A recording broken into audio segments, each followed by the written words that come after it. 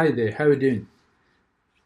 In this video, you're going to learn about functions. Okay, so what is inside functions? We really want to understand function from the deep inside.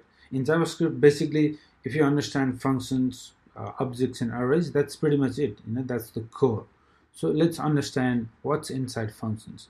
Okay, so two special objects are inside functions: arguments and this. We already know the arguments object, right? Whatever is passed down here, it's in the arguments object, right? We've been already playing with that, so that's fine. And then there's another one called this. Okay, so I'll come back to this one. All right, and arguments object is an array like object containing all the arguments, which we already know. Arguments property, okay, so this argument object also has some properties such as Kali. Okay, now Kali, this is a pointer to the function. Okay, so when I say arguments.Kali, that means that points to the function itself. However, sometimes you are calling the function from another function and another function. Okay, so in that case, what happens is it's a pointer to the function that owns the argument. Okay, so if you are calling this function in another function, when you use arguments.Kali, that would point that function's argument. Okay, so this is, you don't really need to know about this one, but I just wanted to show you, because sometimes if you see this code called Kali, you don't need to stress out. Okay, this is one property of the arguments object. Okay, so I have a simple factorial example here. So if you don't know what factorial, what is factorial is, for example, let's say if I pass 5 to this function, what it will do is it will gradually go down, like 5, and then it goes one step down, 4, and then 3, and then 2, and then 1, right? So that's how. So 5 4s are 20, 23s are 60, 62 is 120 times 120. So this is the output we expect to see, 120. So using this function, it works.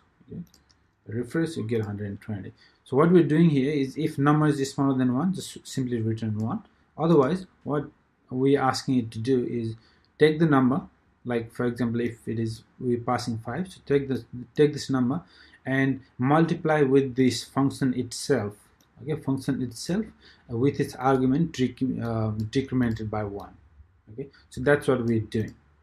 However, we can also achieve the same result using the arguments.Kali. Okay, so this is a property on the arguments object. So basically, as long as you understand arguments object, that's fine.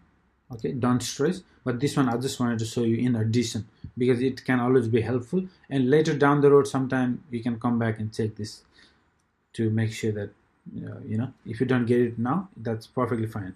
Just wanted to introduce. Okay, so what you can do with the same output, to get the same output, what you can do is return number multiply by.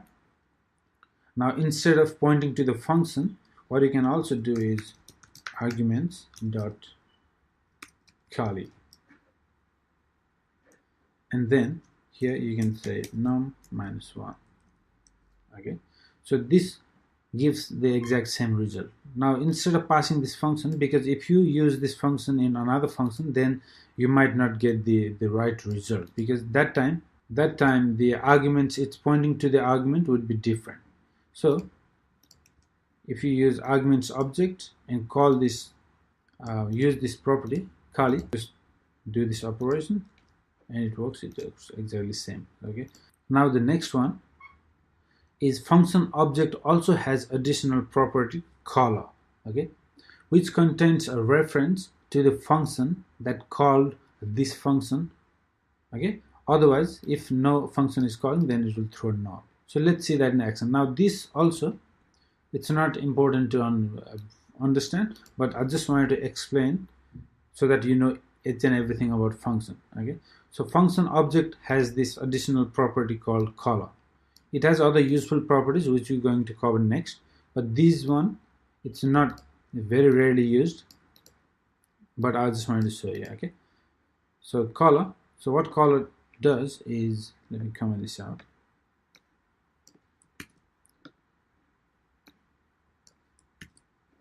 Okay, so here I have one function, it's called outside, and it is calling another function called inside. Okay, simple as that. Now this inside function is console log the inside, the function itself, and its caller. So we have one function, we have another function. Now this function is being called in that function, right? So we just wanted to know if who is the caller, who is calling me, who is calling me.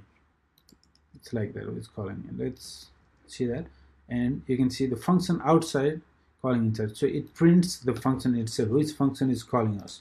So in this case, outside function is calling us. See that?